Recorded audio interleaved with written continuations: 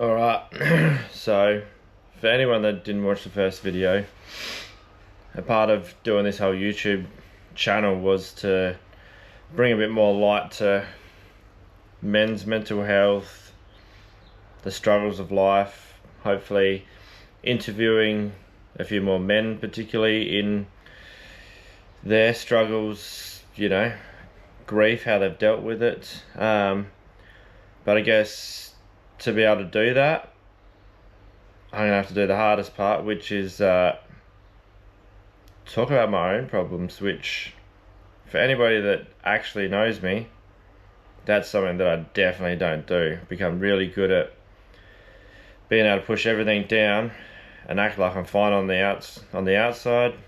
Inside, it's just a constant war.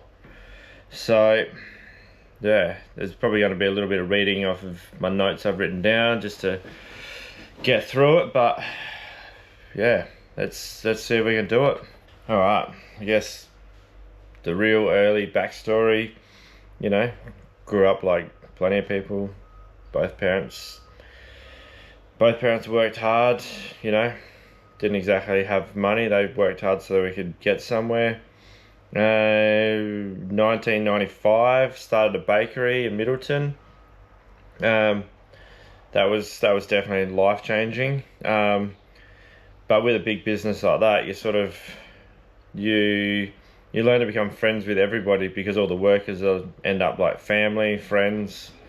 So as they come and go, I guess it comes with its own hurdles, because you sort of start to think that everyone just leaves. So yeah, starting the bakery, that was pretty good. As we started to take on apprentices and whatnot, you're leaving for school every day. You get to interact with everyone each day. Then came our apprentices. We had Paul Stacey. He was the master at everything. Thankful to have learnt from him. Then there was Brian. He was, I don't know how you explain it. He was probably like a little bit like myself. wasn't the smartest, but he gave it his all. Real big on his sports and cars. So me and him kicked it off. He was like 17, 18. I would have probably been like 12 or something like that. So you look up to, it became more like a big brother, I guess. I'm gonna say he was probably there for a few years before all hell broke loose. End of the year 2000. So the story with Brian goes, but we're going to go into brief, because otherwise it's a little bit of a difficult one. To me, it was like an older brother. I'm going to say it was a Saturday morning. I remember walking into the bakery to hear Mum take a phone call to hear that Brian had been murdered. I guess as a kid, that's definitely a hard one to get hit with straight off the bat like that. That turned into a long drawn out road. The whole court case that went with it, everything else, that was tough as a kid, trying to, a real reality check into life. But like I've already said, I became really good at bottling things up. So that one was something I never talked about, because that one definitely, it rocked me. I guess as the court case went on, and the people that took his life didn't exactly get much time locked away, you sort of learn to become angry at the world, angry at society, angry at everything. That came with its own set of hurdles, because you lash out at people. It ruined a lot of friendships, relationships. There's a lot of stuff that it definitely messed with. That was probably one of the harder ones. Then, I'd say 9 years later, Brian's younger brother Josh. Josh and his brother were definitely pretty close. I was reasonably close with him. Well, Josh decided that, you know, not having his brother, the struggles of life, everything else, he decided not being here was a better option. Yet again, now that stemmed back from the previous one, this has led to more anger, resentment against the world, against everything, I guess. Like, you sort of start to wonder, why does this keep happening? I guess moving forward from that one, you know, I became a father, a partner, manager, but with, you know, all that previous stuff I just kept bottled down, then the day-to-day struggles, I, like so many, I guess, decided that drowning my problems in the bottom of a bottle, that was a good way to make it all go away. It worked to a certain extent. No, it didn't. It definitely didn't work at all. It just made things worse. Alright. This is going to be the tough one. 2022. What a year that was. Started the very first day off. Good mate that I grew up with was there by my side when Brian was murdered. You know, he'd moved away. He was on his way to head back. He passed away. That one got me. So, after losing Clell, the start of the year, started to, you know, try to get back on top of things a bit. Then we got to May. My pop had already been sick a bit. That sort of got worse.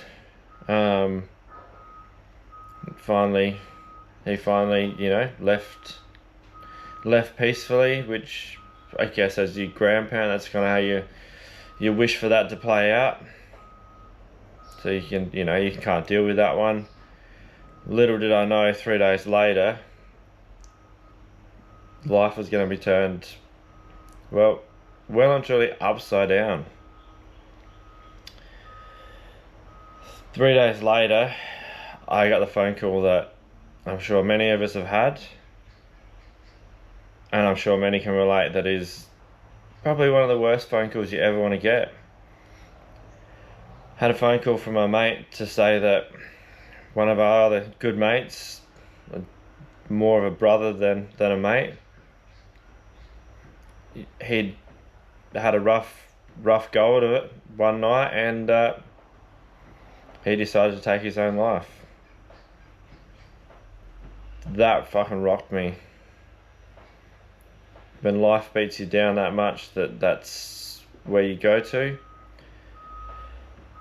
For me, it hit harder because I've been in that situation. I'm still here to talk about it, to try and help others not get to that situation, because unfortunately, when you go too far with that, there is no turning back. That one really brought the drinking on hard. I was good, you know, I didn't drink during the week because I had a job, you know, a family. I didn't need to do it. The weekends came though. You know, for me, that's when I used to, you know, video chat, you know, have a good laugh with my mate who's now not here. So for me, the weekends got pretty dark.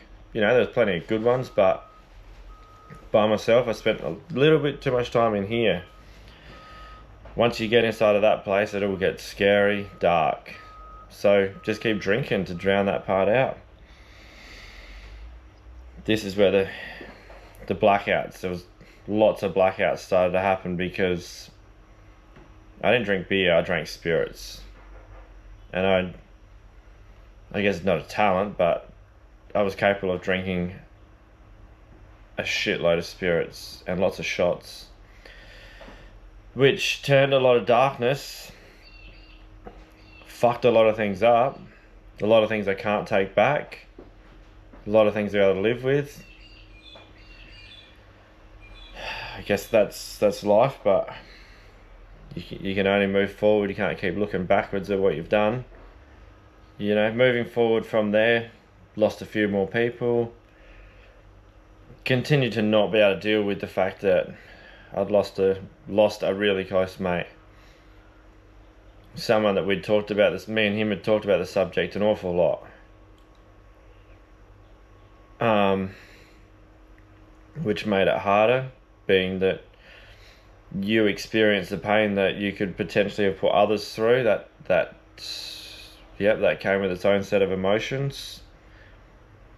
Made me want to just drink more to drown them thoughts out. All right. Now we've got to just recently. Recently, I lost my uncle. My uncle also was there when we started the bakery, so let's say for 25 years I've pretty much seen him 5 days a week. So, you know, we definitely had our ups and downs, you know, as most people would after that many years. But, you know, you lose someone that you see every day, you don't realise how close you actually are. He also taught me a fair bit of what I know. Some good, some bad, I guess.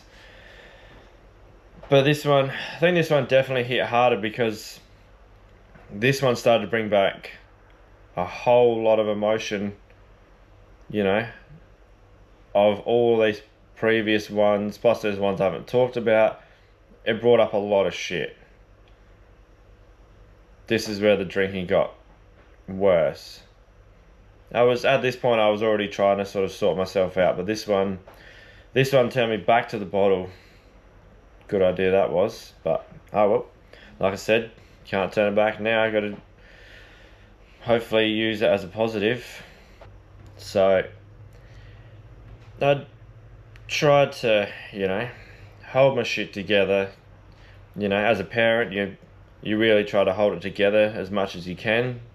You know, you don't want friends, family, your kids, you don't want people to see you just this emotional wreck, so you try and hide it, which is why I spent a lot of time drinking in the shed by myself, because it was just me, myself, the demons, I guess. Probably none of that was probably a fucking good idea, but it is what it is. My stuff with my uncle, you know, 2 weeks between his death and his funeral, I tried pretty hard to keep it together. Somewhat it was a fucking nightmare, because you go to work every day where all the memories were. And there was days where I couldn't even talk to people because I just wanted to get in, get out, cry myself all the way home, because it had broken me. At this point, I just felt just beyond broken.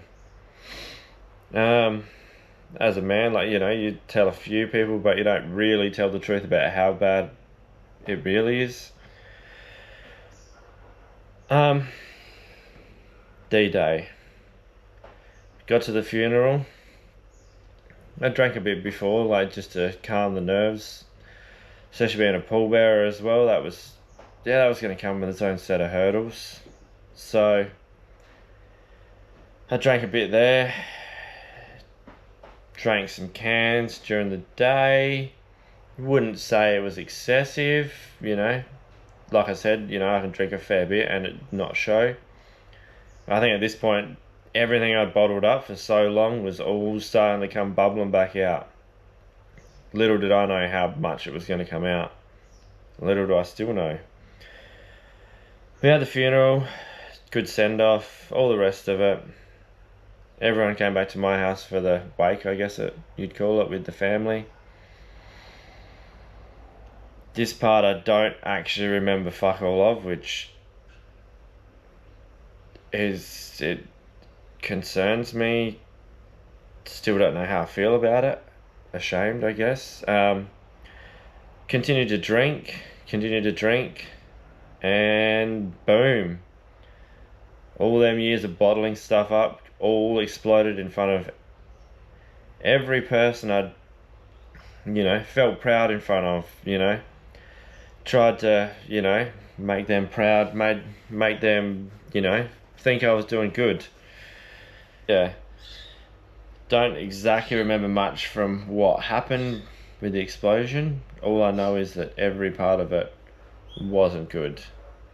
I know how many demons I had locked away, plus the ones I'm sure I didn't know about. For it to all come out in front of so many people that I'd looked up to, that cared, all the rest of it, it was fucking embarrassing. I woke up feeling the size of an ant. Like, didn't want to get out of bed, didn't want to do anything. As the week went on, people sort of just encouraged me to, it's okay. I didn't think it was okay. I didn't fucking know what I'd done, but I still knew it wasn't okay. I knew that the only way to move forward from this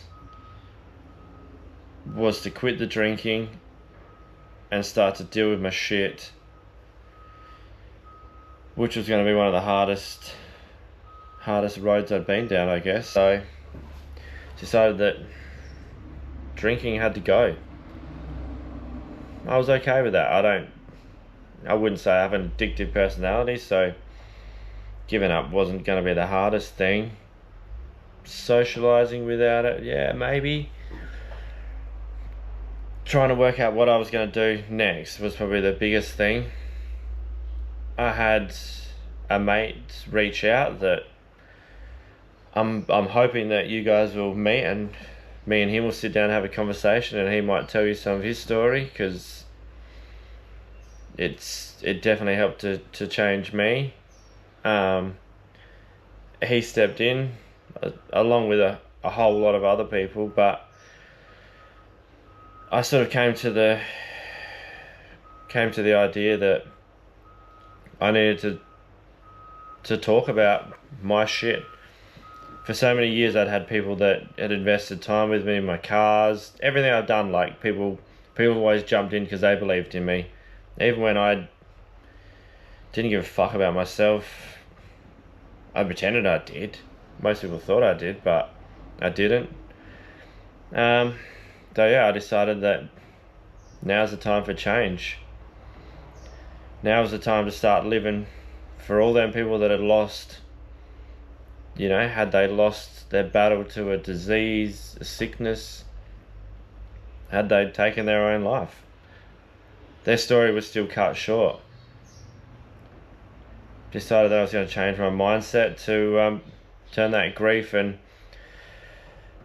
hopefully tell my story, which might help one other person. If that's all it does, mission accomplished.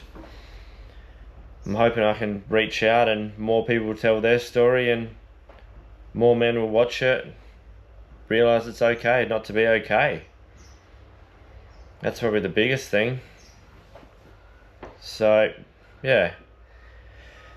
Don't really know what else to say apart from, yeah, let's get this journey underway, and hopefully a few people watch this, and we can get a few more people that actually want to sit in front of a camera, talk about their past, talk about the demons, the stuff we bottle up, the stuff we don't want to talk about, the stuff that turns us into the people we're not proud of.